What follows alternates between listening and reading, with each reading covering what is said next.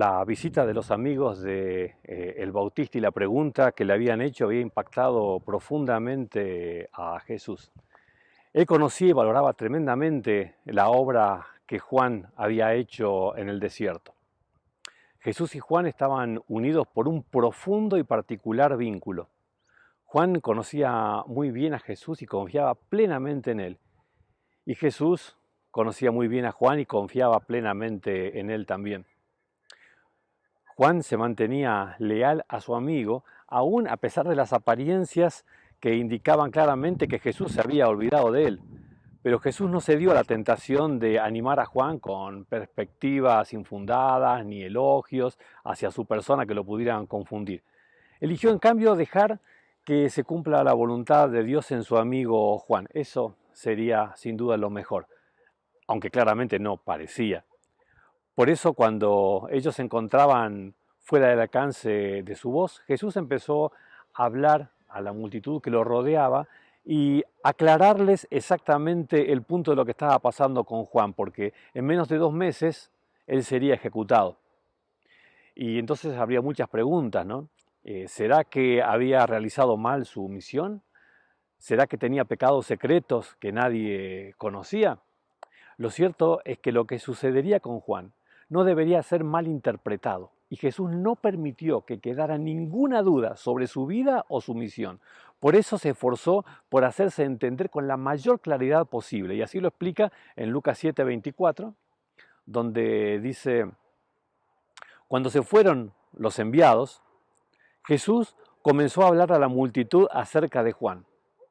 ¿Qué salieron a ver en el desierto? ¿Una caña sacudida por el viento?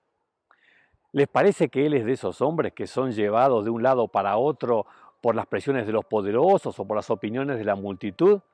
Así como esas cañas que son agitadas por el viento y van para donde él quiere. Lucas 7, 25 y 26 dice que si no, ¿qué salieron a ver? ¿A un hombre vestido con ropa fina? Claro que no, porque los que se visten ostentosamente y llevan una vida de lujo están en los palacios reales. Entonces, ¿qué salieron a ver? ¿A un profeta? Sí, y más que un profeta. Jesús estaba muy conmovido al decir estas palabras. Él sabía que estas situaciones se daban en el contexto de una guerra, y en ella hubo, hay y habrá dolor y muerte. La obra de Dios en este conflicto apunta a nuestra salvación eterna. Este objetivo primordial puede chocar muchas veces con la incomprensión de parte de sus hijos, de nosotros, porque no entendemos por qué Dios permite muchas cosas injustas y que no podemos digerir. La misión del Bautista había sido prevista por el profeta Malaquías. Y este mensaje está registrado en Lucas 7:27, cuando dice: este es de quien está escrito: yo estoy por enviar a mi mensajero delante de ti, el cual preparará el camino. Aunque Juan no hizo milagros, desató una revolución en el pueblo de Dios y preparó el camino para la misión de Jesús. Y aunque hubo muchos profetas en los siglos pasados, Jesús dijo de él: les digo que entre los mortales no ha habido nadie más grande que Juan. Sin embargo, el más pequeño del reino de los cielos es más grande que él. Nadie se le compara, aseguró Jesús. La gente común del pueblo y los que son considerados pecadores acudieron a él desde los rincones más distantes de la nación y aún del extranjero. Es que un poder sobrenatural, el poder del Espíritu Santo, era palpable y visible en él. La gente lo oía y era conmovida hasta el alma. Se arrepentían y se bautizaban para el perdón de sus pecados. Y así se preparó en sus corazones el camino para la venida del Mesías. Tanta conmoción popular causó que inquietó a los gobernantes romanos y a los líderes religiosos judíos.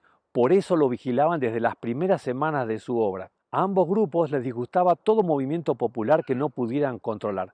Por eso lo investigaban, por eso lo seguían y por eso finalmente también lo encarcelaron.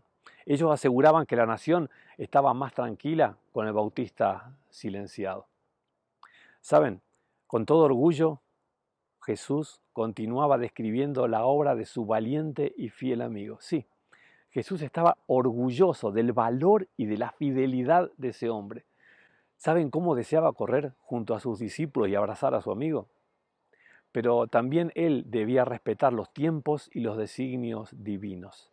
Se tuvo que conformar poniendo en su vista aquel gran día en que él volvería como Rey de Reyes y Señor de Señores. Recién entonces abrazaría a su amigo y le explicaría los porqués que ahora no podía entender. Saben que cada día Jesús oraba por la fe de Juan y lo sostenía con sus oraciones. Jesús sabía que Juan moriría próximamente en esta guerra. Sabía también que este conflicto escalaría a un nivel infinito y en poco más de un año él mismo moriría. En una guerra pasan estas cosas. Jesús quería que todos entendieran que debían ser valientes, debían estar firmes y no desmayar. Aún con Jesús a la cabeza de su ejército, muchas vidas preciosas se perderían. Pero la vida de cada hijo de Dios que se perdiera en esta tierra sería una vida rescatada, ganada y asegurada para la eternidad en el reino de los cielos. Jesús no había venido a terminar con los problemas del mundo en sus días, vino a pagar el precio infinito que nadie más podía pagar.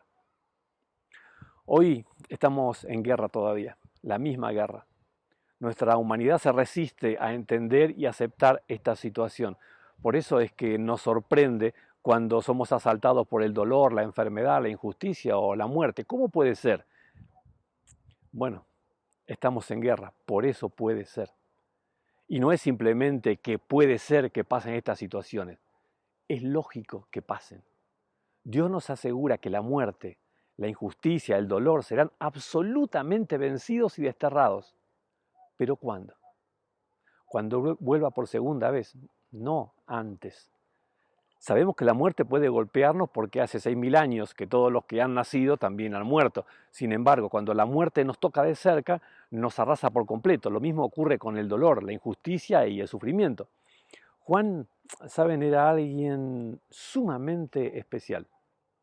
Su misión estaba en un punto de inflexión en la historia del desarrollo profético. Todos los profetas anteriores y él mismo habían sido precursores de Cristo, los que anunciaban su venida. Igualmente, las escrituras que estaban disponibles desde el libro de Génesis hasta Malaquías, todos anunciaban que el Mesías vendría. Ese momento histórico de anunciar su venida terminaba. Jesús estaba presente y en acción. Ninguno de los profetas, ni siquiera Juan mismo, disfrutaron de ver a Jesús actuando. Ninguno vio sus milagros ni escuchó sus predicaciones. Por eso, aunque la misión de todos estos profetas y particularmente la de Juan el Bautista fueron realmente grandes, bendecidas y dirigidas por Dios, Jesús dijo que el más pequeño en el reino de los cielos era mayor de él. ¿Por qué? Bueno, porque los que vivían a los pies de Jesús recibían bendiciones infinitamente superiores, ya que podían ver y oír al deseado de todas las gentes. Este era el sueño más deseado por todos los profetas, pero no pudieron verlo cumplirse. Los que estaban cerca de Jesús, sí. El que tiene oídos para oír, oiga, decía Jesús. Tal vez escuchamos todo, pero generalmente oímos lo que queremos. Por eso es extrañamente normal creernos más inteligentes que Dios.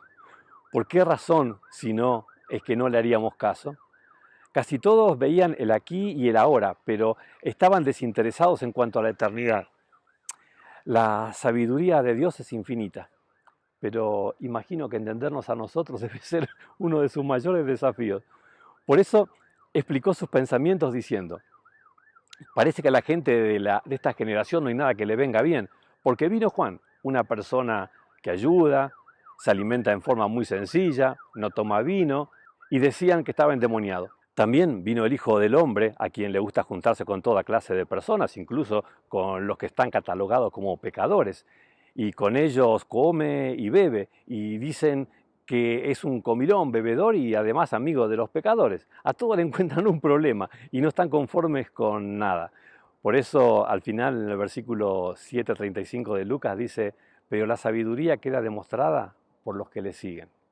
Después de esta reflexión sobre lo que Jesús habló acerca de Juan el Bautista, de ese momento tan particular que le estaba tocando vivir, en el que él no comprendía lo que pasaba, aunque deseaba poder entender. ¿Dónde se manifestaba el valor y la fortaleza de Juan? En con que no entendía seguía adelante, tomado de la mano de Jesús. El desafío para nosotros es también mantenernos leales a Dios, sabiendo que estamos en medio de una guerra y que cosas tremendas pasan, pero que no nos separemos de Él por ninguna razón, sino que nos mantengamos de su mano hasta que finalmente llegue el día en el que Él vendrá a buscarnos como nos prometió. Que Dios nos bendiga.